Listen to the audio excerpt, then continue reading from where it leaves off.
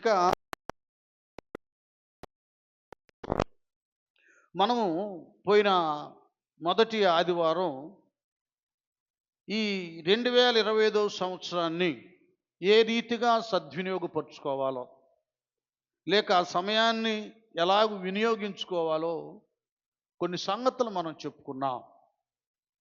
ఎందుకంటే ఎప్పటికప్పుడు సంవత్సరాలు గతించిపోతున్నాయి కానీ అనేకుల్లో మార్పు రావడం లేదు. కరెక్ట్గా ఉందా ఇది? ఛార్జింగ్ కరెక్ట్గా ఉందా? అనేకుల్లో మార్పు అనేది రావడం లేదు. ఒక మైక్ ఇక్కడ పెట్టి ఉంచండి, దేనికన్నా మంచిది. వాళ్ళు రక్షించబడిన బిడ్డల్లో ఆత్మీయతలో ఎదగట్లేదు. ఏమండి, రక్షణ లేనటువంటి వారు రక్షణకు సిద్ధపడట్లేదు. ఆ మందిరానికి వస్తున్నారు, మంచిదే, రక్షణ పొందుకోవట్లేదు. ఇలా జరిగిపోతున్నప్పుడు దేవుడు నాకేమి ఆలోచన ఇచ్చాడంటే, ఈ జెఫన్యా గ్రంథంలో ప్రవక్త ద్వారా దేవుడు ఇశ్రాయేలు ప్రజలతో మాట్లాడతాడు. ఏం మాట్లాడతాడంటే, సిగ్గుమాలిన జనులారా కూడి రండి, పొట్టు గాలికి ఎగురునట్లు సమయం ఏమైపోతుంది, అది సమయం అంతా గతించిపోతుంది. ఏం చేస్తారంటే మీరు కూడి దేవుని దగ్గరికి రండి. ఇంకెంతకాలం టైం అంతా మీరు వేస్ట్ చేసుకుంటారు? విధి నిర్ణయము కాకమునిపే, యెహోవా కోపాగ్ని మీ మీదికి రాకమునిపే, మిమ్మల్ని శిక్షించుటకై యెహోవా ఉగ్రత దినము అది ఇట్లాగున్నాయి. ఒకటి, వ్యక్తిగతంగా ఏ సమయంలో ఏది మన శరీరానికి సంభవిస్తుందో తెలియదో. ఇదివరటి దినాల్లో అలాగ కాదు. ఇప్పుడు చిన్న పిల్లలకు కూడా షుగర్ అయిందండి. 5-6 సంవత్సరాల వాళ్ళకు షుగర్ ఏంటి? ఎవరో చిన్న పిల్లాడంట, వాడు హార్ట్ అటాక్ అంటే. ఏంటి విచిత్రమైన రోగాలు? వయసుతో ఇప్పుడు సంబంధం ఉండటం లేదు. చిన్నాడని, లేకపోతే యవనస్తుడని, నడిప్రాయుడని, వృద్ధుడని లేదు. అందరికీ రకరకాల విచిత్రమైన రోగాలు, తెగుళ్ళు ఆవరించి ప్రాణాలను పోగొట్టుకుంటున్నారు. ఎందుకంటే ఎప్పుడు మానవుని ప్రాణం పోతుందో తెలియదు కదా. కాలగతులు దేవుని చేతిలో ఉన్నాయి. ఏమండి, రా అని పిలవగానే వెళ్ళిపోవాలి. అది ఏ వయసులో పిలుస్తాడో, ఎప్పుడు దేవుడు పిలుస్తాడో మనకు తెలియదు కనుక అందరికీ ఏంటంటే ఇది మిక్కిలి అనుకూల సమయము. మారాలి, మార్పు రావాలి, జీవితంలో రక్షణ పొందాలి. రక్షణ పొందుకున్నటువంటి వారిలో కూడా ఒక ప్రత్యేకమైన ఉజ్జీవం రావాలి. ఎందుకంటే రక్షించబడ్డ మనము మన రక్షణ జీవితాన్ని మనం సరిగా కాపాడుకుంటేనే మరికొందరిని మనం తీసుకొని రాగలం. దాన్ని నిర్లక్ష్యం చేయకూడదు. కాబట్టి చెబుతున్నాడు, అరే బాబు, విధి నిర్ణయం కాకమునిపే, యెహోవా కోపాగ్ని మీ మీదకి రాకమునిపే, మిమ్మల్ని శిక్షించుటకై యెహోవా ఉగ్రదినము రాకమునిపే కూడి రండి. ఇది అన్యులతో కాదు, మేము దేవుని పిల్లలము, దేవుని జనులము అని పిలువబడుతున్నటువంటి ఇశ్రాయేలు ప్రజలతో దేవుడు మాట్లాడుతున్నారు ప్రవక్త అయిన జెఫన్యా ద్వారా. అలాగుననే ఈ దినాన మేము దేవుని పిల్లలము, మేము ప్రార్థనకి వెళుతున్నాం, మేము రక్షించబడ్డాం అని చెప్పుకున్నట్టు మనతో దేవుడు మాట్లాడుతున్నాడు. కనుక ఈ కోపాగ్ని అనబడేటటువంటి, ఉగ్రత అనబడేటటువంటి రాకమునిపే మొట్టమొదటిది ఏం చేయాలంటే దేవుని దగ్గరికి రావాలి. అదేంటండి, మేము ఆదివారం ప్రార్థనకు వస్తున్నామని విశ్వాసులుగా మనం అనుకోవచ్చు. మనుషులమైతే వస్తున్నాం కానీ మనసు అయితే దేవుని సన్నిధిలో నిలకడగా లేదు. మనుషులను కనబడుతున్నాం ఆకారాలు. కొంతమంది ఆచారంగా వస్తారు, ఫాల్బాంటిగా అనమాట. రాకపోతే బాగాదులే, నేను బాప్తీసం పొందాను కదా, ప్రార్థనకి వెళ్ళిపోతే ఏందక్క అన్న, నువ్వే రాలేదు, బాప్తీసం పొందావు కదా అంటారేమో అని కొంతమంది ఈ రీతిగా వస్తా. లేదు, తప్పనిసరిగా దేవుని ఆలయానికి వెళ్ళే మనమందరం కూడా ఇది ప్రభు దినము. భక్తిహీనులతో నివసించుట కంటే దేవుని యొక్క మందిర ఆవరణములో ఒక్క దినము గడుపుట 1000 దినాల కంటే శ్రేష్టం. దుప్పి నీటి వాగుల కొరకు ఆశపడినట్లుగా మన ప్రాణము దేవుని వాక్యము కొరకు, సన్నిధి కొరకు ఆశ పడాలి. టైం వేస్ట్ చేసుకోకూడదు. దినములు చెడ్డవి కనుక సమయమును పోనివ్వక, అది దేవుని విశ్వాసులు అనేటటువంటి బడబడేటువంటి వారు వేకు వస్తుందనుకోండి, అలారం పెట్టుకోవాలి 4 గంటలకు 5 గంటలకు. అది ప్రేయర్ టైం. మన వ్యక్తిగతంగా మన వ్యక్తిత్వంలో ఆ టైంలో లెగవాలి, మోకరించాలి, కనీసం ఒక పావు గంటైనా ప్రార్థన చేయాలి. టైం ఇది. ఆయన దగ్గర మనం మోకరించి సమావేశమై సన్నిధిలో ఆనందించే టైం అది. ఆదివారం ఆరాధన వచ్చిందంటే ఏమండి, మరి సోమవారం నుంచి శనివారం వరకు మన ఉద్యోగాలు, వ్యాపారాలు, మన పనులు మనం టయానికంటే ఒక 5 నిమిషాలు ముందే వెళ్ళిపోయి మన ఉద్యోగాలు, మన వ్యాపారాలు మనం చేసుకుంటున్నాం. అలాగే దేవుని సమయం ఆదివారం ఉంది, మనకైతే 8 గంటలకు ఆరాధన సమయం. ఆ టైము, ఆ సమయాన్ని ఎంతమంది పాటిస్తున్నారు?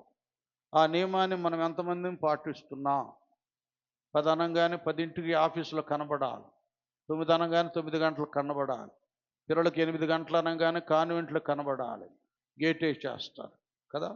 మనం చేస్తున్న పెద్ద తప్పు ఏంటంటే, దానికైనా మనం భయపడుతున్నాం కానీ తాత్కాలికమైన జీవనోపాధి కలిగించే దానికైనా మనం భయపడుతున్నాం కానీ శాశ్వతమైనటువంటిది మనుషుడు రొట్టె వలన మాత్రమే కాదు కానీ దేవుని నోట నుండి వచ్చు ప్రతి మాట వలన జీవించునని దేవుని మాటకు మనము ఇవ్వటం లేదు, దానికి సమయం ఇవ్వటం లేదు, దేవునికి భయపడటం లేదని దీని అర్థం.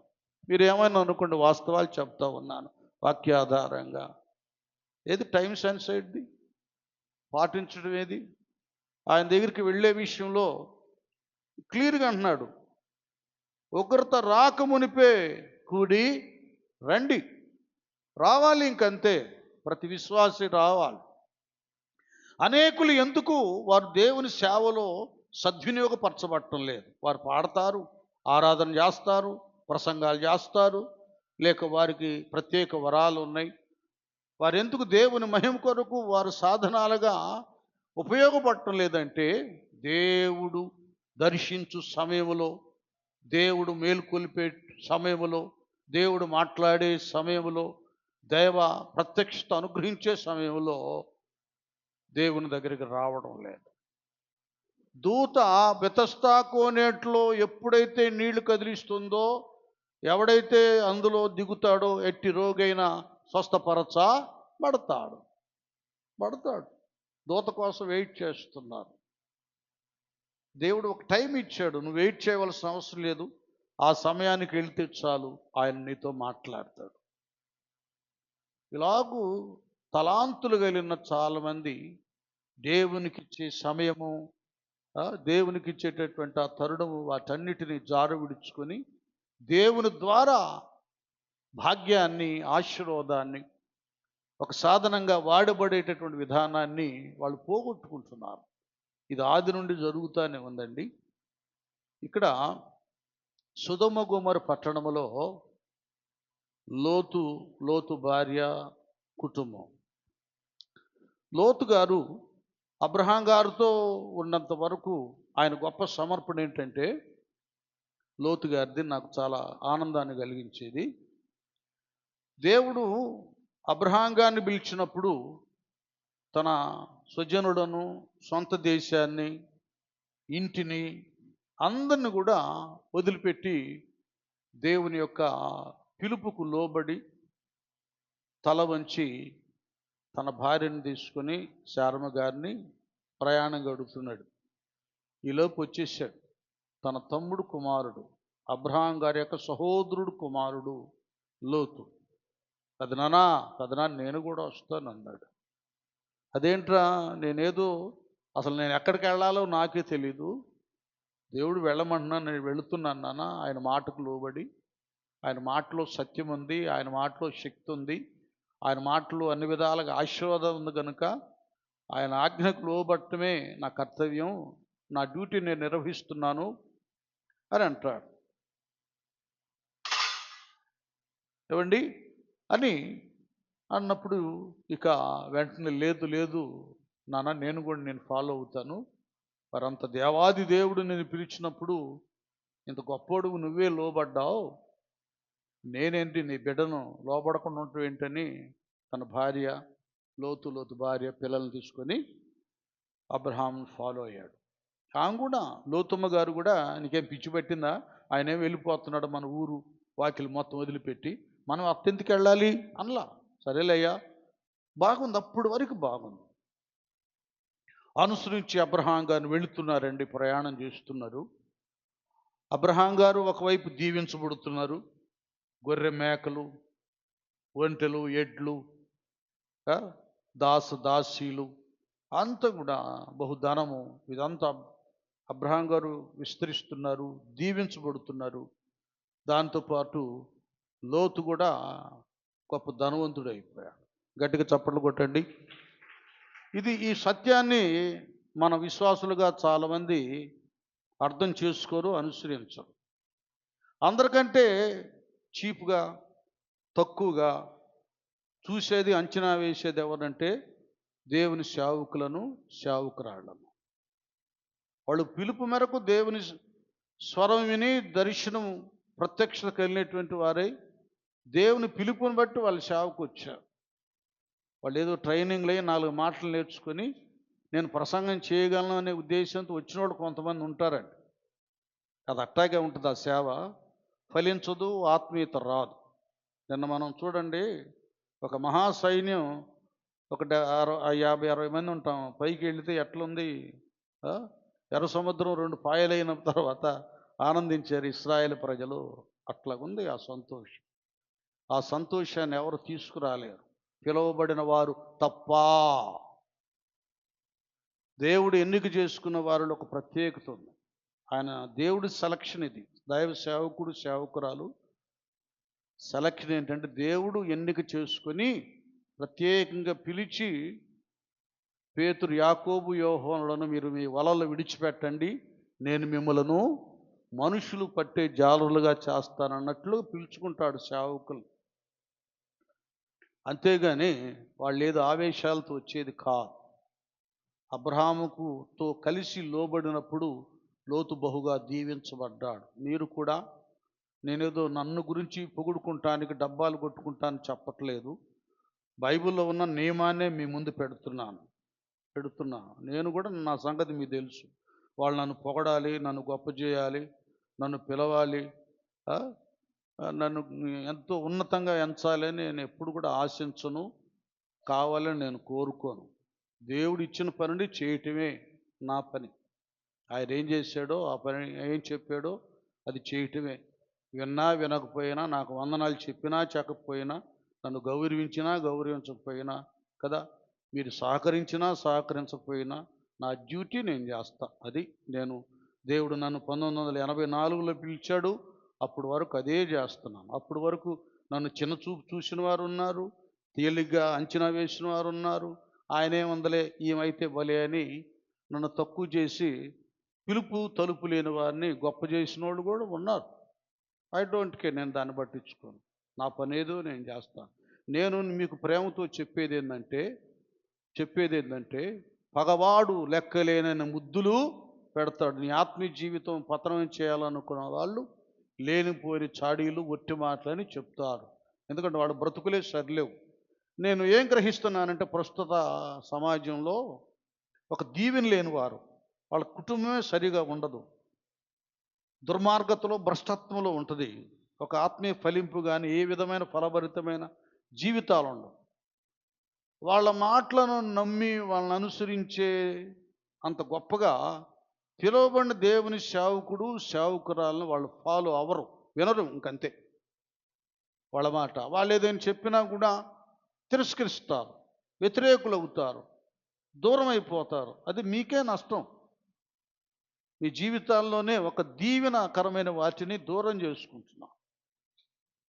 మేలుగోరి స్నేహితుడు, చెప్పండి. అది మరి ముఖ్యంగా మీ అమ్మ సామాన్యురాలు కాదు, మీ ఆత్మీయ తల్లి. నేనేందంటే ప్రసంగం చేయటం వరకే కానీ నాయకత్వం అవన్నీ నాకు అంత పవర్ లేదు. నేనే చెప్తున్నాగా లేదు. ఎందుకంటే వినరు అన్న సంగతి నాకు తెలుసు. నేను మామూలుగా నార్మల్గా ఉంటాను అంతే. ప్రసంగం చేస్తాను, ఏదో 2 పుస్తకాలు రాసుకుంటాను, 4 పాటలు రాసుకుంటాను అంతే. నాకు పీస్ఫుల్గా ఉండాలి. నీకు గొడవలు ఇవన్నీ, నువ్వేందట్టా ఇట్లా ఈ వాదు అపోవేదాలు ఎందుకు, నాకు మొదటి నుంచి అవి వంట పట్టవు. వాళ్ళకి ఇష్టం లేదనుకో మౌనంగా ఉంటా, కష్టం అనుకో దూరంగా ఉంటా. వద్దు అనేటటువంటి ఫీలింగ్స్ కనపడుతున్నాయి అనుకో వాళ్ళ ముఖాన్ని కూడా కనబడు. అది నా నైజం. అందరూ అట్లా ఉండమని నేను చెప్పడంలా. నా పరిస్థితుల్లో నేను ఉంటాను. ఆమె అలా కాదు. ఏదైనా వాక్య నియమానికి వ్యతిరేకంగా ఉంటే గద్దిచ్చేస్తాను. నన్ను కూడా అరిసిద్ది ఒక్కోసారి. ఏంటయ్యా నీకు ఇంకేం పిచ్చి పట్టింది, నేను అట్లా చేస్తున్నావు ఏంది, అది ఇస్తున్నావు ఏంది అంటదా. ఎందుకంటే మీరు ఆమె క్యారెక్టర్ చూడండి, ఆమె ప్రయాస చూడండి.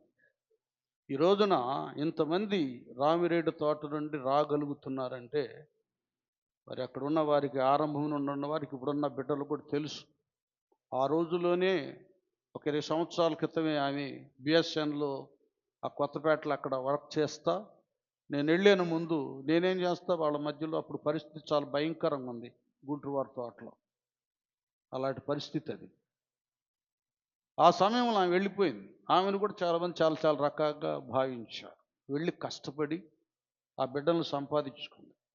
ఆమె సువార్త, ఆమె కన్నీరు ఫలం.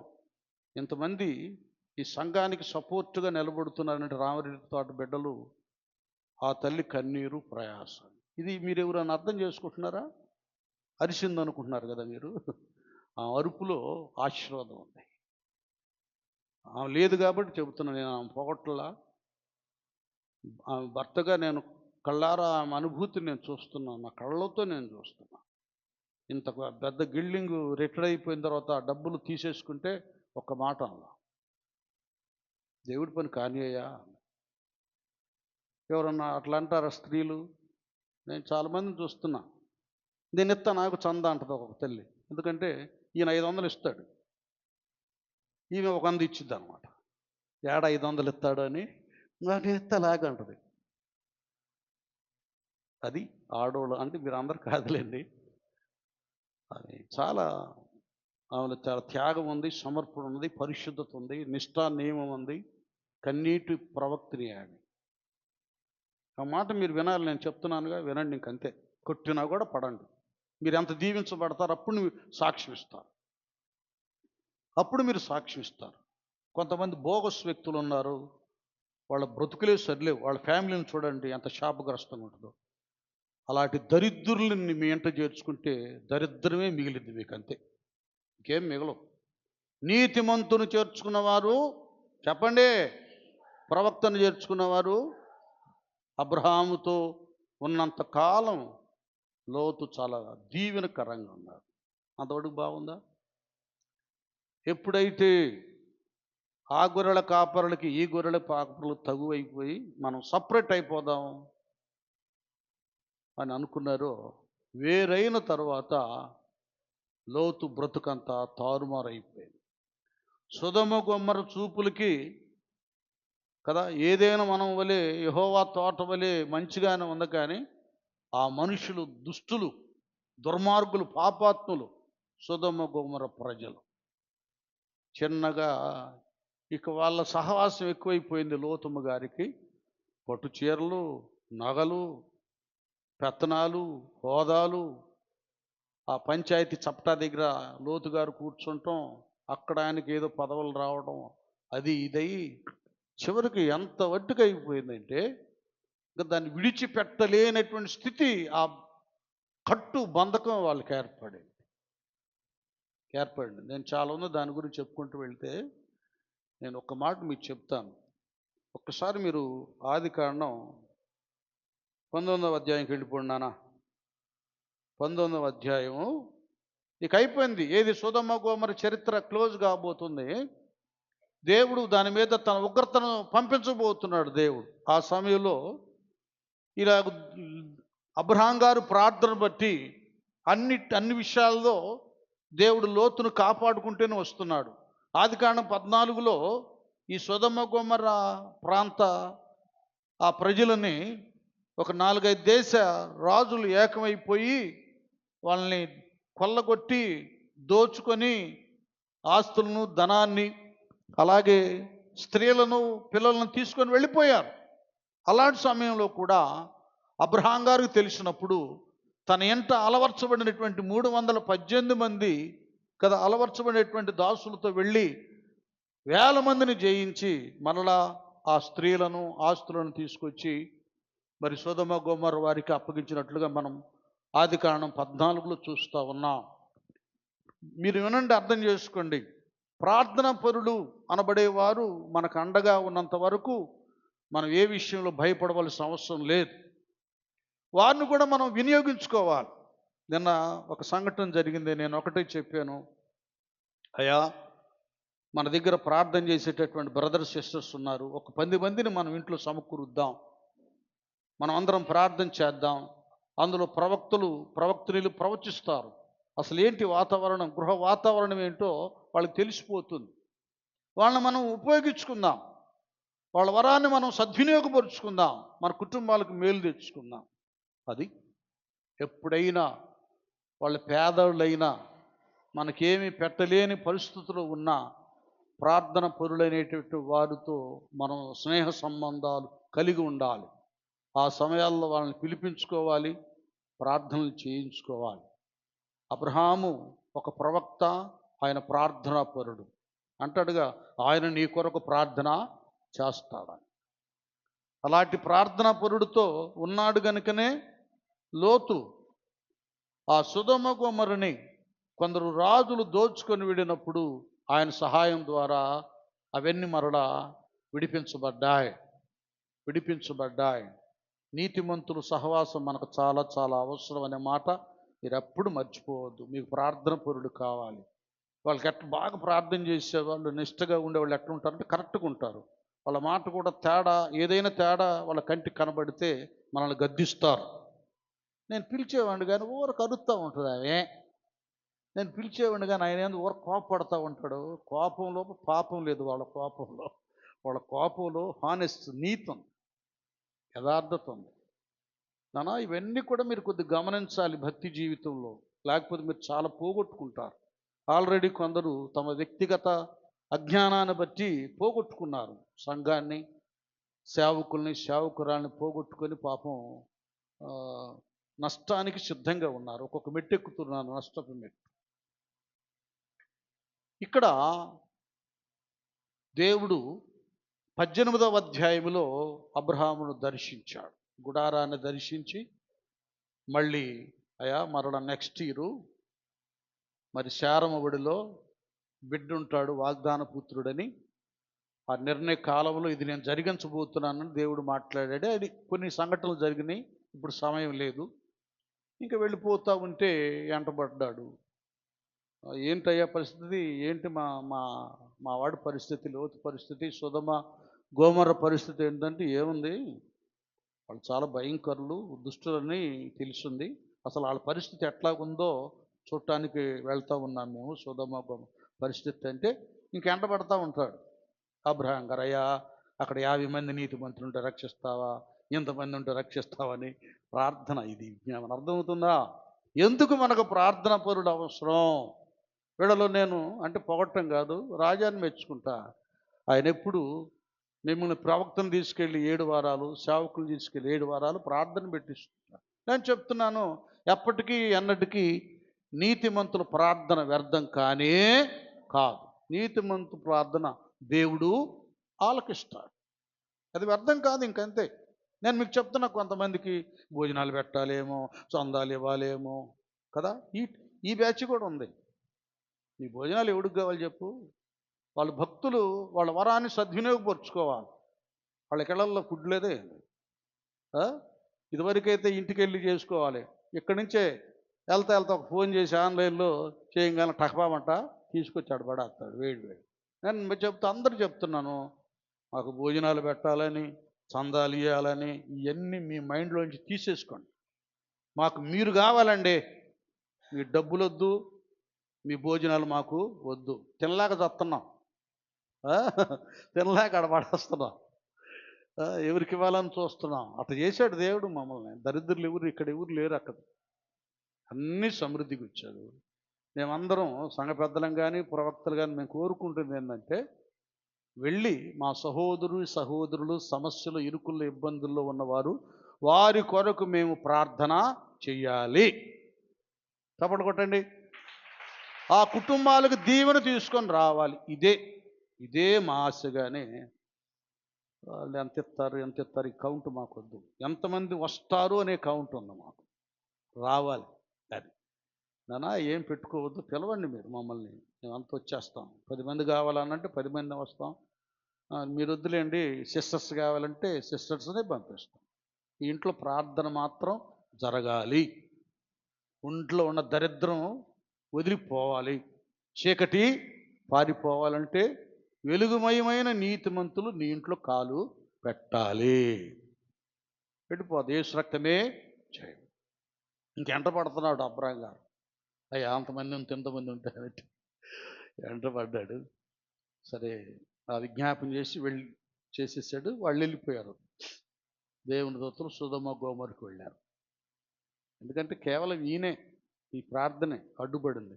లేకపోతే వెళ్ళటం ఇట్ట చిటికేసేవాళ్ళు. ఆకాశం నుండి దూతలు అగ్ని గంధకాలు కురిపించేవాళ్ళు. మొత్తం మటాష్ కాలిపోయేది సొదొమ గోమోర.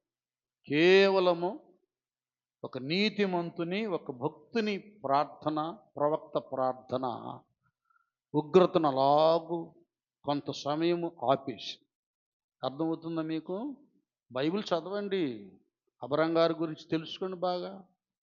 అప్పుడు ప్రార్థన విలువేంటో, సహవాస విలువేంటో మీకు తెలిసింది.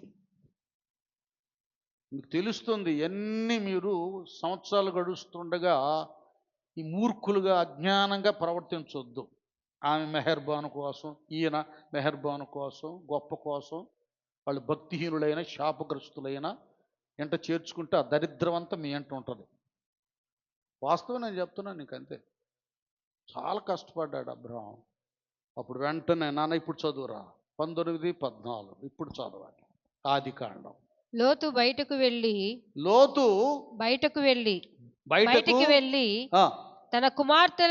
తమ కుమార్తెలను పెండ్లాడనై ఉన్న అది ఇక దేవుని దూతలని చెప్పారు. లిండయ్య ఈ యొక్క సొదొమ గొమొరను విడిచిపెట్టి బయటికి రండి, దేవుని ఉగ్రత దీని మీద పడబోతుందని దూతలు వెళ్ళి చెప్పేశారు. రండని లోతుకి తన ఫ్యామిలీకి ఈ వర్తమానాన్ని పంపించారు. ఇంక ఈయనేం చేశాడంటే అక్కడ సంబంధాలు కుదుర్చుకున్నాడు.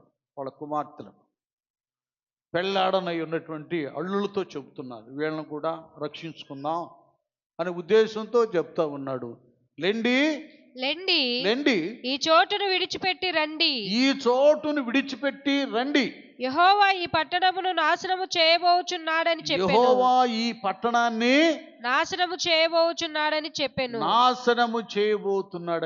చెప్పెను. ఇది దేవుడు మాట అండి. పాపం లోతు గారు కల్పించుకొని చెప్పడం లేదు. దేవుడు చెప్పాడు కాబట్టి, అయ్యా లెండి ఈ పట్టణాన్ని విడిచిపెట్టి బయటికి రండి.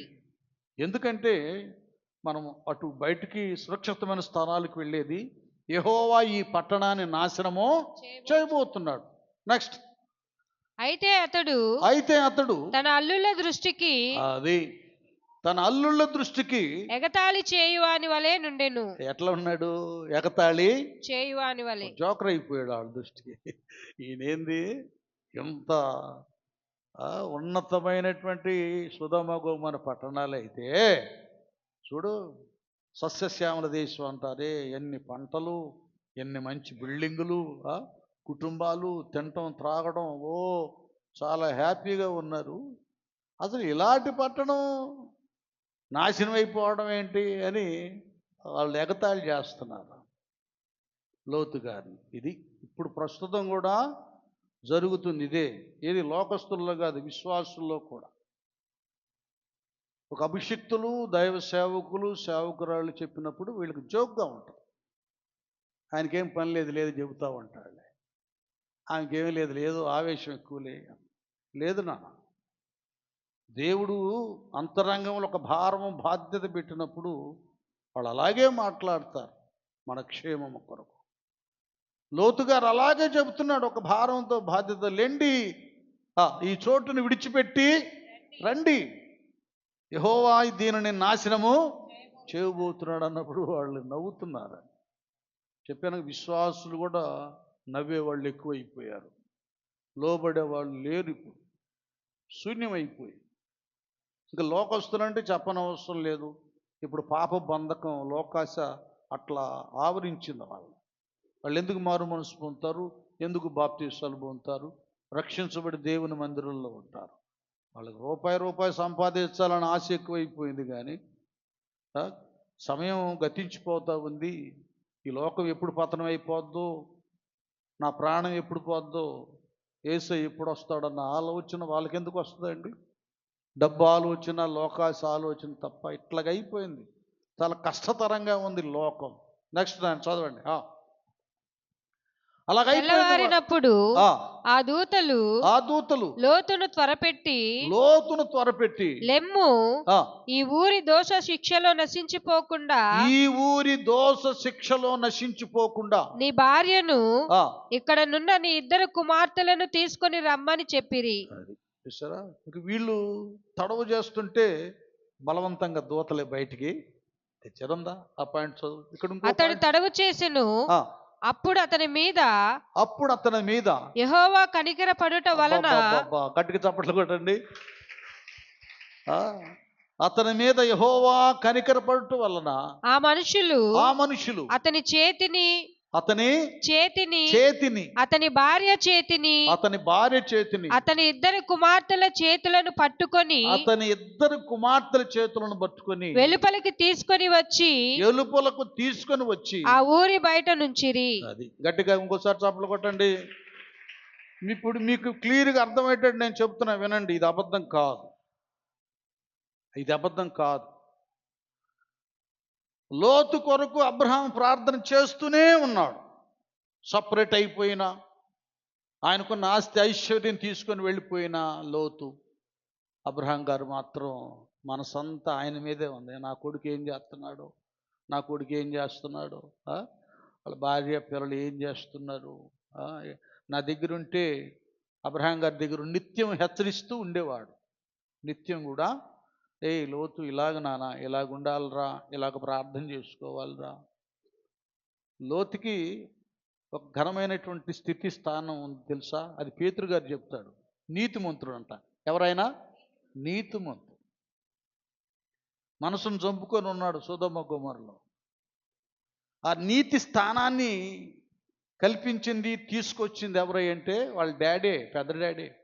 దుర్మార్గుల కామ వికారయుక్తమైన నడువుడి చేత బహు బాధపడిన నీతిమంతుడగు లోతును తప్పించెను.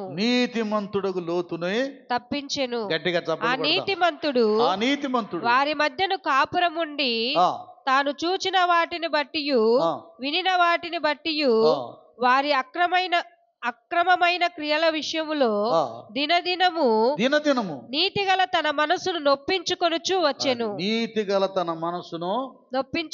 వచ్చెను. చూసారా నానా, అతడు దృష్టి అంతా అబ్రహాం గారిది లోతు మీదే ఉంది. లోతు కూడా నీతిమంతుడే, కానీ భార్య బిడ్డలు ఒత్తిడికి లోనైపోయాడు. ఇంకెట్లాగో అబ్రహాం గారి ప్రార్థన బట్టి దూతలు బలవంతంగా వాళ్ళని బయటికి లాక్కొచ్చారు. ఆ ఉగ్రతను అగ్నిలో కాలిపోకుండా. ఈ మహా తల్లి ఉందే, వెన తిరిగి చూసి ఉప్పుస్తాము అయిపోయి. చాలా దేవుడి కనికరం ఇట్లుంటుంది. మన కోసం ప్రార్థన చేసేవాళ్ళు ఉండాలండి, ఇంకంతే. ఆ సమయాల్లో కనీసం సంవత్సరానికి ఒక పర్యాయమైన ఒక 10 మందినైనా కన్నీటి ప్రార్థన చేసే బిడ్డల్ని మన ఇంట్లో మోకరింపు చేయాలి, ప్రార్థన చేయాలి. అది మంచి సంరక్షణ, సెక్యూరిటీ అన్నమాట. ప్రేయర్ కాపాడుతుంది.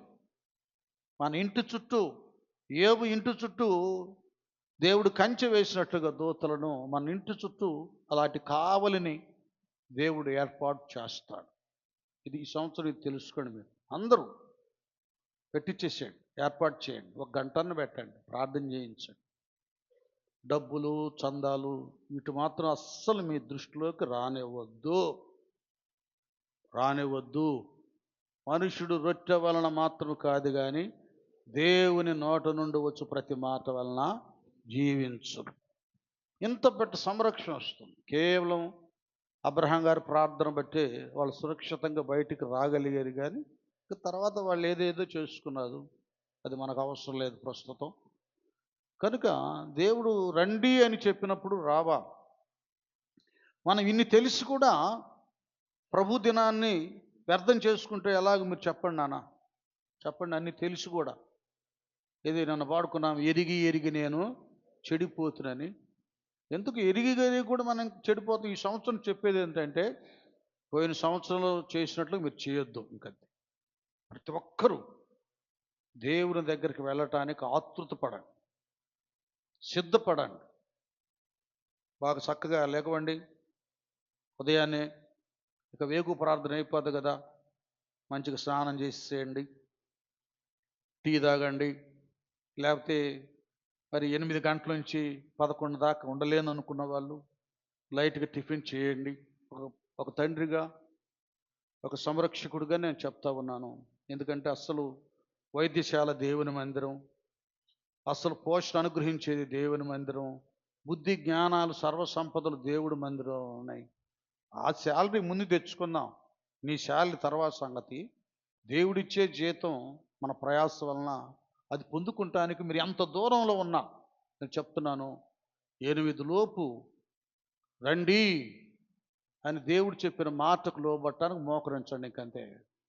తర్వాత చూడండి మీ వ్యాపారాలు, మీ ఉద్యోగాలు, యూత్, మీ చదువులు, మీకు రావలసినవి, పొందుకోవలసినవి, పోవలసినవి ఏంటో నువ్వు ఊహించని రీతిగా అన్నిటిని దేవుడు తరిమేస్తాడు. ఉన్నతమైన తృప్తిని, ఆనందాన్ని కలిగిస్తాడు. నమ్మితే చప్పట్లు పట్టాలి. ప్రయాసపడి భారం మోసుకుని సమస్త జనులారా నా యొద్దకు రండి, నేను మీకు విశ్రాంతిని అని పాప భారం మోసుకుంటున్న వాళ్ళకే విశ్రాంతి కలుగు చేస్తుంటే రక్షణ పొందుకున్న మనకెందుకు కలుగా చేయడో. సమయాన్ని పాటించండి, రండి అనా.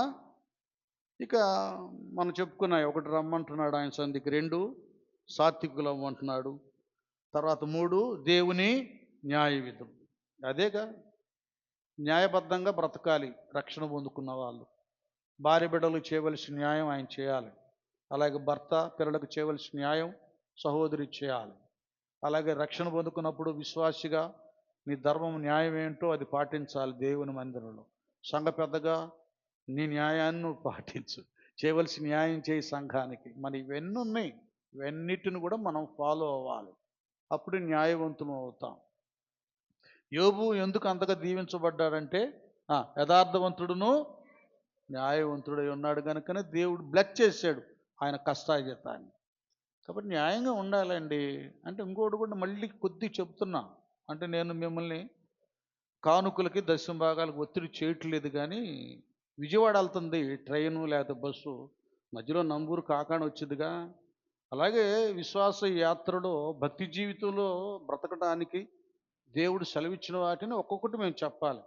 ఉపవాస ప్రార్థన చేయాలని చెప్పాలి, మారు మనసు పొందాలని చెప్పాలి, బాప్తిసం పొందాలని చెప్పాలి. ఇవుడి అప్పుడు మీకు చెప్పండి, ఇవుడి అప్పుడు మీకు ఇవ్వబడినా నేను చెప్పాలి. అంతేగాని మేము వచ్చి మీ లాకర్లో బ్రదర్స్ జేబులో తీసుకోగా అవి చెప్తాం. డ్రైవర్ కండక్టర్ వస్తాడు బస్సులో, టికెట్ టికెట్ టికెట్ అంటాడు, తీసుకోవాలిగా నానా. అలాగే ఏం చేయాలో మీ బ్లెస్సింగ్కి. నేను ఎందుకు ఈ సంగతి కూడా ఎందుకు చెప్తున్నానంటే, నేనేమైనా సభలు పెట్టి అన్నిలకు చెప్పడంలా ఇవ్వాలని ఇంటోళ్ళకి చెప్పుకుంటున్నా. అరే పెద్దోడా, ఫ్యాన్ పోయిందిరా, ట్యూబ్లైట్లు పోయినరా, అరే అక్కడ పగిలిందిరా, దాన్ని ప్లాస్టిక్ చేయించాలరా, ఈ గోడ నిలబెట్టాలరా, అక్కడ ఫ్యాన్ కొనాలరా అని తల్లిదండ్రులు తమ పిల్లలకు చెప్తారు. ఇది దేవుని ఇల్లు, ఏదో నన్ను పెద్దన్నగా దేవుడు ఇక్కడ పెట్టాడు ఆ తండ్రి అయి నేను మీకు చెప్తున్నా. ఇంకంతే. మన పని మనం అభివృద్ధి చేయాలంటే ప్రతి ఒక్కరూ, ఇప్పుడే ఒక బిడ్డ ఇంట్లో ఎన్నో సమస్యలు ఉన్నాయి, ఒక చిన్న జాబ్ వచ్చింది, 10,000 రూపాయలు. రూపాయలు పంపిస్తూ ఉంటుంది 3 నెలల నుంచి. నాకేం స్పెషల్గా నేనేం చెప్పలా. చాలా ఉన్నాయి సమస్యలు. అయినా కూడా తన దశమ భాగం 10,000లో రూపాయలు టపా అంట గూగుల్ పేలో పంపిస్తా. నేను చెప్తున్నాను, ఆ బిడ్డ ద్వారా ఆ కుటుంబం చాలా దీవించబడింది. గట్టిగా చప్పట్లు కొట్టండి. అది కూడా ఎందుకు చెప్తున్నానంటే, దేవుని ఇంటి సంరక్షణను గుర్తెరిగింది. దేవునికి హృదయంతో పాటు ఏమి ఇవ్వాలో ఇవ్వండి. ఈ సంవత్సరం ట్రై చేయండి, చూడండి. అయితే ఏంటంటే ఇంకోటి కూడా చెప్తున్నా. అమ్మా 2,000 ఇవ్వాలి నెలకి, నా వడ్డీలు కట్టుకోవాలి, ఈమెయిల్ కట్టుకోవాలి, చాలా లాస్గా ఉందనేటటువంటి మనసు వస్తే అసలు నువ్వు ఇయ్యొద్దు. దరిద్రం అది. లేదు, నేను దేవుని ఆజ్ఞను నేను పాటిస్తాను అనే పద్ధతి. ఆ పిల్ల చిన్న పిల్ల, 60-70 సంవత్సరాలు లేరా, వాళ్ళు ఇస్తున్నారు దశమ భాగాలు. అంటే వాళ్ళని నేను విమర్శించడం కాదు. ఆమెలో పడినటువంటి ఆ బిడ్డలో పడిన వాక్య విత్తనం. కాబట్టి మనం ఇది దేవుని ఆజ్ఞ అని ఇది మనం గుర్తెరిగి విశ్వాసంతో దేవునికి ఇవ్వాల్సిన దేవునికి ఇస్తే, ఇది మీరు చేసినడలా నేను ఆకాశ వాకిళ్ళు విప్పి పట్టజాలనంత విస్తారమైన దీవెనలు మీ మీద కుమ్మరిస్తాయి. ఇప్పుడు గట్టిగా చప్పట్లు. చూసారా, ఇది వాస్తవం. కొన్ని కుటుంబాలు నేను చూస్తున్నాను, వాళ్ళు టక్కుమంట 31 రాగానే టకటక ఇదివరకంటే దగ్గరికి వచ్చి ఫోన్పేలు పడిపోవటం ఉంది. 10,000, 17,000, 18,000 పడిపోతూ ఉంటాయి. నేను ఇది కూడా ఎందుకు చెప్తున్నానంటే, అలాంటి ఆజ్ఞకు లోబడేవారు ఉండబట్టే ఇంతమందిరాన్ని మనం కట్టుకోగలిగాం. కాబట్టి అమ్మగారికి పాలాభిషేకం చెయ్యాలి, తల ఒక కడవడని పాలు దండహోని పూజారి గారు చాటింపు వేయించాడు. అవునా, ఈ గంగాళంలో పోయాలి కదా, అందరు పాలు తెస్తారుగా, నేను నీళ్లు తెత్తాలి. ఎవడు చూస్తాడు, పాలలో ఈ నీళ్లు కలిసిపోతాయి. పతుడు అంతే అనుకున్నాడు దరిద్రుడు. తీరా చూస్తే పాపం ఆయన ఏదో పాలాభిషేకం చేద్దామని ఎత్తే పాలు కనపడలే. ఏం కనపడ్డా చెప్పండి, గట్టిగా చెప్పండి. అది అట్టుంది ఈనాటి భక్తులు. నేను హేళన చేయటంలా, మీ పొరపాట్లు జ్ఞాపకం చేస్తున్నాను. ఈ 2025గా మీకు చెప్పాలి. మీరు ఇంకా అప్పుల్లో, దరిద్రంలో, ఈమెయిల్ కట్టుకుంటాను, లోన్లు కట్టుకుంటా అని, వడ్డీలు కట్టుకుంటానే రూటు ఆగిపోవాలంటే, నీకు బ్లెస్సింగ్ కావాలంటే ఇవ్వుడి, అప్పుడు మీకు ఇవ్వబడు. ఇవ్వండి, నేర్చుకోండి ఈ సంవత్సరం. ఇది ఒక న్యాయం విశ్వాసులకి. ఇది చేయవలసింది. అది ఇది చేయవలసిన విశ్వాసులు చేయకపోతే లోకస్తులు దారిని పోయేవాళ్ళు చేస్తారా? ఇదేమైనా ఉండి అనుకున్నావా బ్లాక్ మనీ వేయటానికి? ఎవరు వస్తారు? మీరే మీ మందిరాన్ని, మీ ఇంటిని బాగు చేసుకోవాలి. మీ ఇంట్లో కుటుంబానికి ఫుడ్ పెట్టాలంటే నీకు కష్టార్జితం కావాలి, నీళ్లు కట్టుకోవాలంటే నీకు కష్టార్జితం కావాలి, దారిని పోయేవాడు. కనుక నువ్వు రక్షించబడినటువంటి నీళ్లను నువ్వు బాగు చేసుకోవాలంటే దేవుని మందిరాన్ని నీకు కష్టార్జితం కావాలి, నీ విరాళం కావాలి, నీ చేత్తో ఇచ్చింది కావాలి, నీ న్యాయం నువ్వు చేయాలి. దేవుడిచ్చే అభివృద్ధిని ఆయన కలుగా చేస్తాడు నానా. అలాగే మరి దీనులై దాని గురించి కూడా కొన్ని సంగతులు చెప్పుకున్నాం. ఇక అప్పుడే టైం అయిపోయింది, పావుగంట ఉంది. నేను ఒక విషయాన్ని మీకు చెప్తాను. ఇక్కడ ఏమంటాడే, దేశములో సాత్వికులై, అది సాత్వికాన్ని గురించి మనం పోయిన వారంలో చెప్పుకున్నాం. ఆ తర్వాత ఆయన న్యాయ విధులను అనుసరించు సమస్త దీనులారా, తర్వాత ఏమయ్యాలి? యెహోవాను వెదకుడి. ఒకటేమో ఆయన దగ్గరికి రావాలి, రెండేమో సాత్వికులై ఉండాలి, మూడేమో దేవుని న్యాయ విధులు అనుసరించాలి, నాలుగేమో దీనత్వం. అర్థమవుతుందా? ఈ 4 పాయింట్లు చెప్పుకున్నాం పోయిన వారం. ఈరోజు ఏమంటాడు? దీనులారా యెహోవాను వెదకుడి. అది ఒకసారి గట్టిగా చప్పట్లు కొట్టండి. కనుక 5వ పాయింట్ ఏంటంటే, దేవుని వెతకాలి. నానా దేవుని వెతకడం ఏంటండి? ఇక్కడ దేవుణ్ణి వెతకాలంటే వెతుక్కుంటూ పరలోకం వెళ్ళాలి, అక్కడ కనపడతాడు ఆయన ధవళ సింహాసనంలో అని కొద్దిగా అది అతి పిచ్చి ప్రశ్నలు వేసేవాళ్ళు అనుకోవచ్చు. దేవుడు అందుకే స్పష్టంగా చెప్పాడు, ఆది యందు వాక్యం ఉండెను, వాక్యము దేవుని వద్ద ఉండెను, ఆ వాక్యమే అది. అంటే అర్థం ఏంటంటే వాక్యాన్ని అన్వేషించాలి, వెతకాలి, వాక్యాన్ని ధ్యానం చేయాలి. ఆయన వెతకటం అంటే ఇది. ఈ వాక్యాన్ని మనం వెతికినప్పుడు ఒక క్లారిటీ మనకు వస్తుంది. ఈ వాక్యములోనే మనం ప్రార్థన ఎలా చేయాలో వాక్యంలో నుండే దేవుడు మనతో మాట్లాడతాడు. ఈ వాక్యంలో నుండే మనం ఎలాగ ఉపవాసం ఉండాలో దేవుడు మాట్లాడతాడు కదా నాన్న. ఈ వాక్యంలోనే మనం ఎలాగ పరిశుద్ధాత్మను పొందుకోవాలో దేవుడే మాట్లాడతాడు. ఈ వాక్యంలోనే అసలు మనం పరిశుద్ధాత్మ చేత నడిపించబడుతున్నామో లేదో ఈ వాక్యమే దానికి మనకు జవాబు చెబుతుంది.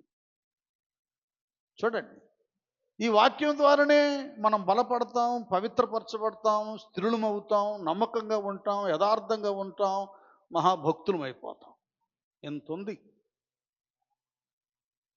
ఇంతుంది కాబట్టే వాక్యమైన దేవుణ్ణి గురించి పౌలయ్య అంటాడు, ధర్మశాస్త్రములోను కదా, లేఖనాల్లోనూ, ప్రవక్తల ప్రవచనాల్లోనూ, కీర్తనల గ్రంథములోను ఆయన ఉన్నాడు. ఎవరున్నారు? యేసు ప్రభు వారు ఉన్నారు.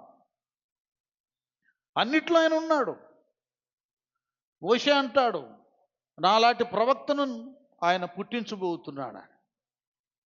మీకా ప్రవక్త అన్నాడు, యెషయా ప్రవక్త అన్నాడు. ధర్మశాస్త్రములో ఆయన గురించి వ్రాయబడి ఉంది కదా, రాయబడి ఆ వచనములోనే ఒక ఆజ్ఞలోనే ఆ ద్వితీయోపదేశ కాండంలో ఆజ్ఞల గురించి మాట్లాడుతూ, నేడు మీరు ఆయన ఆజ్ఞకు లోబడి జీవించిన ఎడల భూమి మీద ఉన్న సమస్తమైన జనముల కంటే ఆయన మిమ్మల్ని హెచ్చిస్తాడు. అన్ని ఆశీర్వాదాలు ఎవరిలో ఉన్నాయి? యేసయ్యలో ఉన్నాయి. బుద్ధి జ్ఞానముల సర్వ సంపదలు. ఆయనకు అసాధ్యమైనది ఏది లేదు, ఆయనకు వల్లపడింది ఏదీ లేదు, ఆయన తీసుకురానిది ఏదీ లేదు. అన్నీ కూడా మన దగ్గరికి ఆయన తీసుకొచ్చి మనల్ని బలపరుస్తాడు. కాబట్టి వెతకడం అంటే ప్రభువారు అన్నట్లుగా మొదట ఆయన రాజ్యాన్ని, నీతిని మనము వెతకాలి. ఆయన రాజ్యంలో ఆయన ఉంటాడు కదా, నీతిలో ఆయన ఉన్నాడు. ఇలాగున ఆయన మనము నిత్యము లేఖనాలను, గ్రంథాన్ని ధ్యానం చేసుట ద్వారా, నువ్వు బైబిలే తీసావు, ఆది కాండం నుండి చదువుకుంటూ వస్తున్నావు. ఈ ఆది కాండంలోనే అనేక విషయాల ద్వారా దేవుడు మనలను బలపరుస్తాడు. బైబిల్ అంతా చదివావు, ఇక నీకు తిరుగులేదు. చదవడం అంటే ఏదో చందమామ బాలమిత్ర కథలు చదివినట్టు కాదు. బైబిల్ చదివే ప్రతి వారు మారు మనసు పొంది రక్షించబడి ప్రార్థన శక్తి కలిగి ఉండాలి. బైబిల్ ఎలాగ పడితే అలా చదివితే ఏం అర్థం కాదు. అందుకే అక్కడ రాయబడి ఉంది, నీ ధర్మశాస్త్రమునందు ఆశ్చర్యమైన సంగతులను చూచున్నట్లు నా కన్నులు తెరవాలి. మనం చదివేది అక్షరం, అందులో ఉండేటటువంటి సంగతులు ఆశ్చర్యకరమైనవి ఉంటాయి. అవి ఎప్పుడు ఉంటాయంటే మనం పవిత్ర హృదయలమై ప్రార్థనా పూర్వకంగా దేవుని గ్రంథాన్ని, బైబిల్ని, వాక్యాన్ని చదువుతున్నప్పుడు దేవుడు అందులో ఉన్నటువంటి ఆశ్చర్యకరమైన సంగతులు బయటికి తీసుకొస్తాడు. ఆటోమేటిక్గా నువ్వు ఇంత మాట తీసుకొని గంటల ప్రసంగం చేస్తావు. అది ఎందుకు బోధకులు, ప్రసంగికులు ఒక్క మాట ఇన్ని గంటలు చేస్తారంటే, ఆ ఒక్క అక్షర రూపంలోనే ఆయన చదువుతాడు. అందులో ఉన్న ఆత్మీయత అంతా దేవుడు మాట్లాడినది మీరు కాదు కానీ మీ తండ్రి ఆత్మ మీలో నుండి, అది దేవుడు మాట్లాడిస్తూ ఉంటాడు. ఇలాగుంటాయి. కాబట్టి గ్రంథాన్ని మనం వెతకాలి. ప్రస్తుతం వాక్యంలో దేవుడు కనబడతాడు కనుక, వాక్యంలో దేవుడు తన జ్ఞానాన్ని మనకు ప్రోక్షింపు చేస్తాడు కనుక, ముఖ్యంగా యవన కుమారులు, కుమార్తెలు బాగా వాక్యాన్ని చదువుకున్నాను. యవనులు దేని చేత తమ నడత శుద్ధిపరుచుకుందరు, నీ వాక్యమును దానిని జాగ్రత్తగా చూచుకొనుట వలన కదా. వాక్యాలు కుటుంబాన్ని నిలబడతాయి. వాక్యాలు మరి భార్య భర్తలు ఎలాగూ ప్రేమ లోబడి మంచి కలిగి ఉండాలో అవి నేర్పిస్తాయి. దేవుని వాక్యాలు మరి తల్లిదండ్రులు పిల్లల్ని ఎలాగూ ప్రేమతో చూసుకోవాలో నేర్పిస్తాయి. అలాగే పిల్లలు తల్లిదండ్రులను ఎలాగో సన్మానించాలో లోబడాలో దేవుని వాక్యం నేర్పిస్తుంది. కనుక దేవుని వాక్యాన్ని మనం ధ్యానం చేస్తూ దాని అంతరంగంలో నుండి మనము ఆ అంతరంగాన్ని మనం వెతుకుతూ ఉన్నప్పుడు ఉన్నతమైన స్థితిని, స్థానాన్ని, భక్తిలో స్థిరత్వాన్ని మనం సంపాదించుకుంటాం. కనుక ఇవన్నీ ఈ సంవత్సరం మీరు చేయాలి, ఇంకంతే చేయాలి. ఇక అంటాడు ఇంకొక మాట, నాన్న నేను ఇంక క్లోజ్ చేసేస్తాను. ఇక్కడ ఫైనల్గా నెక్స్ట్ ఏమిటది, అదే చదవండి. మీరు వెదకి ఆ, వినయము గలవారై నీతిని అనుసరించిన ఎడల. మరొకటి ఏంటి, ఎన్నోది ఇది? ఆరోదేనా? 5 వెతకటం, 6 వినయము గలవారై. వినయం అనేటటువంటిది ఇవన్నీ లింక్ అండి. దీని గురించి నేను మీకు ప్రసంగం చేయమని అవసరం లేదు. ఏది? సాత్వికత, వినయము, విధేయత, దీనత్వము, ఇవన్నీ ఒకే అర్థాన్ని ఇచ్చేటటువంటి. ఇక ఇది మనం ఎత్తుకున్న ఈ రెఫరెన్సు. ఆ తర్వాత సాత్వికాన్ని గురించి ఎత్తుకున్న మనకి ఏదంటే యెషయా గ్రంథం 57:15. మహాగణుడును మహోన్నతుడును పరిశుద్ధుడును నిత్య నివాసియునైన వాడు ఇలాగు సెలవిచ్చుచున్నాడు. నేను మహోన్నతమైన పరిశుద్ధ స్థలములో నివసించువాడను. అయినను వినయము గల వారి ప్రాణమును, చూడండి, వినయము గల వారి ప్రాణమును ఉజ్జీవింప చేయుటకును నలిగిన వారి ప్రాణమును ఉజ్జీవింప చేయుటకును వినయము గల వారి యొద్దను దీన మనసు గల వారి యొద్దను నివసించుచున్నాను. ఇప్పుడు గట్టిగా చప్పట్లు కొట్టండి. దేవుడు చూడండి, ఆశీర్వాదానికి ముందంట వినయం నడుస్తుందంట, నాశనానికి ముందు గర్వం నడుస్తుందంట. దేవుడు ఇలాంటి వినయం గల వారి మనసు కలిగినటువంటి వ్యక్తుల దగ్గరే ఆయన ఎలాగున్నాడంట, సమీపంగా ఉంటాడు, వాళ్ళ దగ్గర నివసిస్తాడు ఆయన. భక్తి జీవితంలో ఈ వినయం అనేటటువంటిది కూడా చాలా అవసరం. వినయం అంటే అందరి దగ్గర అన్ని వేళల్లో ఏదేదో చేస్తూ ఉంటే వాటిలో వినయం కాదు. మనం ఎక్కడ వినయం ఉండాలో అక్కడే ఉండాలి. ఎక్కడ గద్దించాలో, ఎక్కడ వార్నింగ్ ఇవ్వాలో, ఎక్కడ హెచ్చరించాలో అక్కడ ఇవ్వాలి. ఇది ఒక్కటి పెట్టుకొని ఇంకక్కడ ఏం జరుగుతున్నా కంటి ముందు మౌనంగా ఉండకూడదు. గద్దించాలి. అక్కడ ఏదన్నా జరగరానిది, మాట్లాడనకూడనిది, చేయరానిది ఎవరైనా చేస్తున్నారనుకో, మందిరులే అనుకోండి ఉదాహరణ, ఏంటి అక్కడ ఉన్నావు, పోడుపో, నీకేం పని, ఇక్కడెందుకు కూర్చున్నావు, అక్కడెందుకు నిలబడ్డావు, మీరెందుకు మాట్లాడుకుంటున్నారు, కొన్ని ఉన్నాయి కదా. దాని గురించి నేను వివరంగా మీరు చెప్పను, మీకు అర్థమైపోతుంది. ఎవరితో మాట్లాడాలి, ఎవరు ఏ సమయం వరకు ఉండాలో, ఎవరు ఏ గడియ వరకు ఉండాలో, ఎవరు ఏం చేయాలో, ఎవరు ఏం చేయకూడదని ఆపడమే. మౌనంగా ఉండేవాళ్ళని, చేయకుండా ఉండేవాళ్ళని సోమరులుగా చెయ్యి అని చెప్పడం. ఇవన్నీ కొన్ని ఉంటాయి. వినయము, మౌనం అంటే ఎప్పుడు పడితే అప్పుడు ఉండేది కాదు. అది దేవుని సన్నిధానాలు ఆ సందర్భాన్ని బట్టి మనము వినయ మనస్కులై కనబడాలి, దీన మనసు కనిపించాలి. మన వ్యక్తిత్వం దేవుడికి మనకు లింక్. అప్పుడు పేతురు అన్నట్లుగా తగిన సమయమందు ఆయన మిమ్మలను హెచ్చించినట్లు ఆయన బలిష్టమైన చేతి క్రింద, అది దేవుని దీవెన కొరకు వినయము, దీనత్వం ఉండాలి. కానీ ఎవడెవడో వాక్యానికి, సత్యానికి వ్యతిరేకంగా ప్రవర్తిస్తున్నప్పుడు వినయం కాదు, నువ్వు చేసేది తప్పు, గద్దించాలి. ఒక చిన్న మాటని మీకు చెప్తాను. దావీదు ఎక్కడ, ఒక సామాన్యమైన చిన్న ప్రవక్త నాతాను ఎక్కడ. కొన్ని మనం తెలుసుకోవాలి. నేను గొప్పవాడవని నేను కూడా ఒక్కోసారి ఇచ్చించుకోవచ్చు. కొన్ని తెలుసుకోవాలి.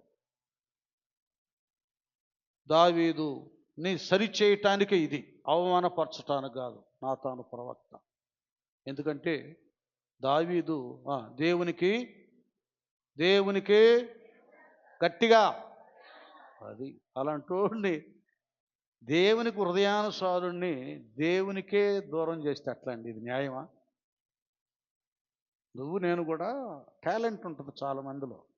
వాళ్ళు చక్కగా ప్రసంగం చేస్తారు, చక్కగా పాట పాడతారు, మంచిగా ఆరాధన చేస్తారు కదా, మంచిగా మరి వాయిద్యాలు వాయిస్తారు, అందరిని మంచిగా సమకూరుస్తారు, కష్టపడి ఒళ్ళొంచి సిగ్గుపడకుండా పరిచర్య చేస్తారు. ఇలాంటి కొందరు ఉంటారు. వాళ్ళని మనం కాపాడుకోవాలి.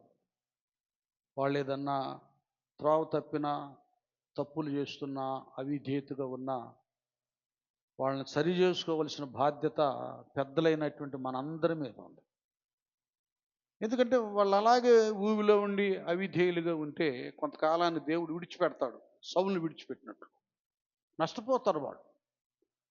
వాళ్ళు తలాంతులు ఉపయోగపడవు, దేవుడు వారిని సాధనాలుగా వాడుకోడు, భ్రష్టాత్మకు అప్పగిస్తాడు. మనం ఎందుకు చేసుకోవాలి మన పిల్లల్ని? నీ ఇంట్లో నీ కుమారుని కుమార్తెను అటు చేస్తావా? త్రోవ తప్పుతుంటే, అవిధేయతగా ఉంటే, స్నేహం చేయకూడని వారితో స్నేహం చేస్తుంటే ఇళ్ళని ప్రోత్సహిస్తావా?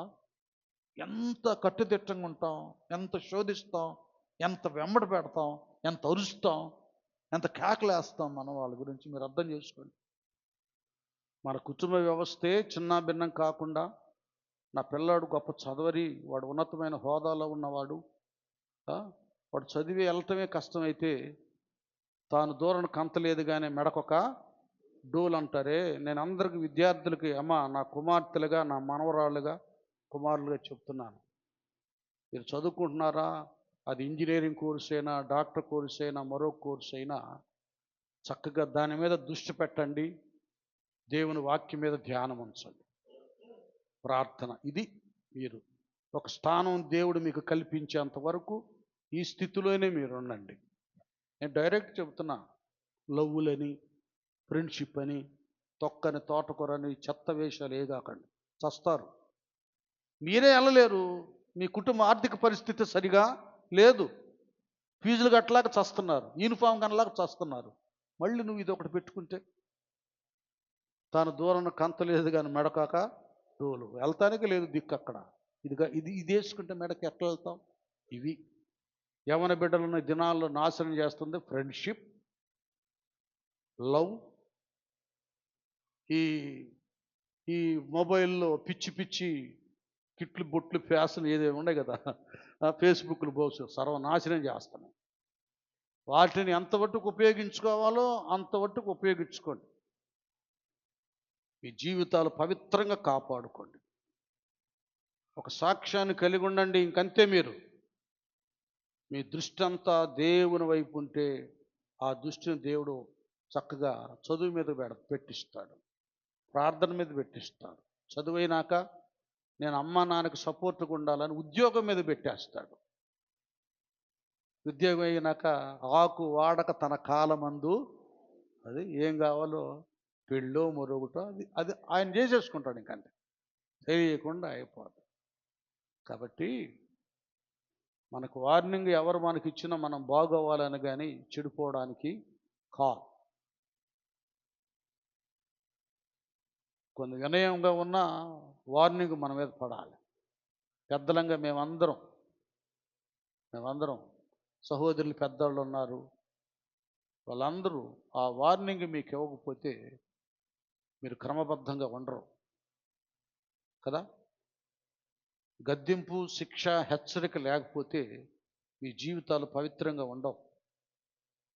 ఒక్కోసారి కొలిమిలో వేయబడ్డట్టుగా మీరు ఈ గద్దింపును, ఈ శిక్షను మీరు అనుభవించాలి. అప్పుడే మీరు సరిచేయబడతారు, ఉన్నతమైనటువంటి వ్యక్తులుగా తీర్చబడతారు. దావీదును డైరెక్ట్గా అటాక్ ఇస్తున్నాడు నాతాను. దావీదు దేవుని హృదయానుసారుడు. ఇలాంటి రాజు మనకు పోతే మళ్ళీ తర్వాత సౌలు లాంటి వాడు ఎవడు వస్తాడో మనల్ని దరిద్రుడిగా చేసేస్తాడు, ప్రార్థన భక్తి మందిరం లేకుండా పాడు చేస్తాడని కొలువు జరుగుతుందండి. ఇట్లాగే ఒక కథ అల్లాడు. రాజా, ఒక ధనవంతుడికి 100 గొర్రెలు ఉన్నాయి, ఒక పేదవాడికి ఒకే ఒక గొర్రె ఉంది. దాన్నే బిడ్డగా అల్లారు ముద్దుగా దాన్ని పెంచుకుంటున్నాడు రాజా. అలాగుంటున్నాడు. ఏమైందంటే 100 గొర్రెలు ఉన్నటువంటి రాజే ఆ ఒక్క ముద్దుగా బిడ్డలాగా పెంచుకుంటున్న ఆ గొర్రెను ఏం చేశాడు? కోసుకొని తిన్నాడు. చూడు ఎంత దుర్మార్గుడు! ఎవడా దుర్మార్గుడు? వాడు నిశ్చయముగా మరణానికి పాత్రుడు. అది తన దగ్గరకు వచ్చేసరికి అప్పుడు అర్థమయ్యింది పరిస్థితి కొంతమందికి. ఇది ఒకటి ఉంది, చిన్నప్పుడు మర్చిపోతా కొన్ని. తప్పులు ఎంచిన వారు తమ తప్పులు ఎరగరయ్య అన్నట్టు ఇతరుల తప్పులు ఎంచుతూ ఉంటారు. ఇది మనదేమో మన యేసయ్యేమో చక్కటి భాష పెట్టాడు. అరే బాబు, ముందు నీ కంటిలో ఉన్న దూలాన్ని తీసుకొని ఎదుటాడు కంటిలో నలుసును చూడమా. కాబట్టి చాలా ఆవేశంలో ఉన్నాడు దావీదు గారు. బాబుడు చెప్పాడు, అది ఎవరో కదయ్యా, ఆ దుర్మార్గుడు నువ్వే అన్నాడు. అప్పుడు వెంటనే పశ్చాత్తాపుడైపోయాడు. అందులో ప్రవక్త మాట్లాడు, అవును నేను పాపము చేసి తిని. చూసారా? ఎవరైనా మనం అంటామా? మనం ఎన్ని తప్పులు చేసినా కూడా యేసయ్య అన్నట్లు మీలో పాపం చేయనివాడు రాయి వేయమంటే వేస్తాం మనం. వాళ్ళని కొద్దిగా భయపడి కింద పడేసి వెళ్ళిపోయారు. ఇవన్నీ మనం సరిచేయబట్టానికి ఎంతో ప్రసంగికుండా నేను చెప్పుకుంటున్నా నా అంతరంగానే నాలో బలహీనతలను ఒక్కోసారి ప్రవక్తలు మాట్లాడేవారు. నా సేవకుడా నువ్వు ఇది చేయాలి, ఇలాగ ప్రార్థన చేయాలని పబ్లిక్గా 100 మంది ఉన్నప్పుడు ప్రవచించినప్పుడు నేను ప్రార్థించుకున్నా. ఎందుకంటే మనం సరిచేయబడకపోతే ఎవరిని సరి చేస్తాం? మనకు మనమే లేము. గుడ్డోడికి త్రోవను చూపలేడు. నువ్వే బాగా అవ్వదే, నీలోనే పరిశుద్ధత లేకపోతే ఎవరిని పవిత్రపరుస్తావు? ఇవన్నీ భక్తులకి అవసరం. సేవకుడు మొదలుకొని నిన్న బాప్తిస్మం పొందిన వాళ్ళందరికీ ఈ సందేశం అవసరం, ఈ హితబోధ అవసరం, ఈ ప్రసంగం అవసరం అండి. మనం సరిచేయబడాలి. ఇది ఒక ప్రవచనం లాంటిది. వెంటనే దావీదయ్యా నేను పాపం చేశాను అన్నాడు. ఆ రోజు కానీ నేను పాపం చేశాను అనే పశ్చాత్తాపం దావీదు గారిలోకి రాకపోతే తనకు ముందున్న సౌలు కంటే కూడా భ్రష్టుడైపోయేవాడు. సౌలుకు ఒక దురాత్మ పడితే ఈయనకి 7 బట్టి తను ఏడ్చాడు, కన్నీరు విడిచాడు. 51 కీర్తన మీద తర్వాత చదువుకోండి ఎంత ఏడ్చాడో. ఆయన సరిచేయబడ్డాడు కనుకనే మరలా తాను పోగొట్టుకున్న ఆత్మాభిషేకాన్ని ఇచ్చాడు, రక్షణానందాన్ని కలుగా చేశాడు, తన సన్నిధిలో స్థిరపరిచాడు. మళ్ళా 7 అంతల దైవ శక్తిని పొందుకొని ప్రవచించాడా, రాజ్యాన్ని వ్యాప్తి చేశాడా, ప్రజలకు మేలు కలుగు చేశాడా, అన్ని విధాలుగా దేవుని కృపా వరాలను సద్వినియోగపరిచి శాంతి సమాధానాలతో ప్రజలను పరిపాలన చేశాడు దావీదు. అలాగే మేము వినయముగా మౌనంగా ఉన్నంత వరకు ఉండాలి. మేము పెద్దలమైన అందరితో చెప్తున్నాను, మీ అందరి చిన్నల విషయమై మేము గద్దించకపోతే, వార్నింగ్ ఇవ్వకపోతే మీరు మీ అవిధేయతలోనే కూరుకుపోతారు. భవిష్యత్తులో మీరు చదువుల్లో ఒక స్థానం సంపాదించలేరు. ఆత్మీయంగా ఒక తిమోతి వలె, యేసోబు వలె మీరు ఫలింపలేరు. కనుక ఏది జరిగినా మేము మౌనంగా ఉండవండి. అందరూ, నేను కానీ, రాజా కానీ, ప్రసాద్ అన్న కానీ, ఇంకొద్ది ఒక మెట్టు బెన్నీ ఇంకా ఉన్నారు పెద్దలుగా, అక్కోళ్ళు ఉన్నారు, మంజిరాంటి, మేరాంటి, ఇంక వీళ్ళంతా పెద్దలు ఉన్నారు కదా ప్రార్థనా పరులు. వారిని చూసి మీరు కొద్దిగా నేర్చుకోండి, భయపడండి. అన్ని సమయాల్లో ఉండరు. నేను కూడా మీకు చెప్తున్నాను, ఏదైనా మీ కళ్ళకు వినబడిన మాట, కనబడిన సంఘటన ఏదైనా జరిగితే మీరు మౌనంగా ఉంటే దేవుడి దగ్గర లెక్క అప్పగించాలి. ఒక పొరపాటు చదువుతున్నప్పుడు మౌనంగా ఉండి ఎవరెవరికో వాళ్ళకెళ్ళి చెప్తారే, అది కూడా తప్పే. వినండి, అది కూడా మనం ఏం చేయాలంటే ఎక్కడ అవిధేయత కనపడుతుందో వాళ్ళకే మనం వార్నింగ్ ఇవ్వాలి. ఇప్పుడు ఇదేమైందంటే చాడీలాగా అయింది. వాళ్ళు ఏదో మాట్లాడుకున్నారు, ఏదో చేస్తున్నారు, ఏదో చూసాం. ఇది వాళ్ళకి చెప్పకుండా, వాళ్ళకి హెచ్చరించకుండా, ఏమండి, వాళ్ళు సరిచేయబడ్డట్టుగా నువ్వు మాట్లాడకుండా ఇంకెవరెవరితో మాట్లాడితే అది చాడీలు అవుతుంది. అది సరైంది కాదు. ఆ వ్యక్తులను నువ్వు బజారు పాలు చేస్తున్నావు అని అర్థం. ఇది కూడా మీరు తెలుసుకోండి. చెప్పేసేయండి, తప్పలేదు. వాళ్ళు మన బిడ్డలు. మన కూతురికి, మన కొడుకులకి మనం చెప్పుకోవటం లేదా కొన్ని సందర్భాల్లో? వాళ్ళు మన బిడ్డలు కాదా కదా? ఆ త్రోవ నుంచి తప్పి నేను ఎవరో ఏదో తప్పు చేస్తున్నారని మాత్రం నేను చెప్పడం లేదు. తప్పు జరగకుండా, ప్రవేశించకుండా ఉండాలని మాత్రమే వాక్యాధారంగా మాట్లాడుతున్నా. నానా ఒక్క మాట చదివి నేను ముగిస్తా. ఇప్పుడు పౌలు గారు ఏమన్నాడంటే, అయ్యా తిమోతి, బాల్యం నుండే నీవు శక్తి గల పరిశుద్ధ లేఖనాలు ఎరిగి ఉన్నావంటూ, అదే ఆయన ఏమంటున్నాడు, శరీరేచ్ఛలు అనే సంగతి అన్నాను. అబ్బు, ఇంకొక సబ్జెక్టు, ఇంకో పాయింట్ ఉంది, కుదరదు ఇక్కడ చెప్పడం. నేను ముగిస్తున్నా, అయిపోయింది 11. కుమారుడా తిమోతి, యవనేచ్ఛల నుండి పారిపోమంటుంది. తినానా? నీవు యవనేచ్ఛల నుండి, అది దేన్నున్నట, యవనేచ్ఛల నుండి పారిపొమ్ము. పవిత్ర హృదయులై ప్రభువునకు ప్రార్థన చేయవారితో కూడా నీతిని విశ్వాసమును ప్రేమను సమాధానమును వెంటాడుము. అది అర్థమవుతుందా? ఏ తిమోతికి నువ్వు వీరుడు, శూరుడు, భక్తుడురా బాబు చిన్నప్పటి నుంచి అన్నాడో ఆయనకే రాస్తున్నాడు ఈ పత్రికలో. ఎందుకు రాస్తున్నాడు? నా బిడ్డ, నా నిజమైన కుమారుడు, నమ్మకమైన నా కుమారుడు, పవిత్రుడైన నా కుమారుడు, నా ప్రియ కుమారుడు దుష్టుడు ఆడ ఆకర్షించి ఆ బిడ్డను శరీరేచ్ఛకు లోన్ చేస్తుందో నా పిల్లోని నేను కాపాడుకోవాలని అపోస్తులుడు ఆయన హెచ్చరిస్తున్నాడు నాన్న. కాబట్టి పెద్దలమైన మేమందరం అన్ని విషయాల్లో మౌనంగా, వినయంగా ఉండకూడదు. మిమ్మల్ని గద్దించాలి, మీకు వార్నింగ్ ఇవ్వాలి, హెచ్చరించాలి. పిల్లలైన మీరు దేవుని యందు భయభక్తులు కలిగి, దేవుని వాక్యాన్ని చూసుకుంటూ, మీ పరిశుద్ధత కాపాడుకుంటూ, నిష్ఠా నియమాలతో మీరుంటే యోబు వలె, ఎస్తేరు వలె ఫలిస్తారు. అట్టి భాగ్యాన్ని దేవుడు నా ఆత్మీయ కుమారులకు, కుమార్తెలకు అనుగ్రహించి వర్ధిల్లింప చేయునుగాక. తలలు వంచండి, ప్రార్థన చేసుకున్నాం. అందరు హృదయాలు తెరవండి. అందరూ కూడా ఒక నిమిషం హృదయం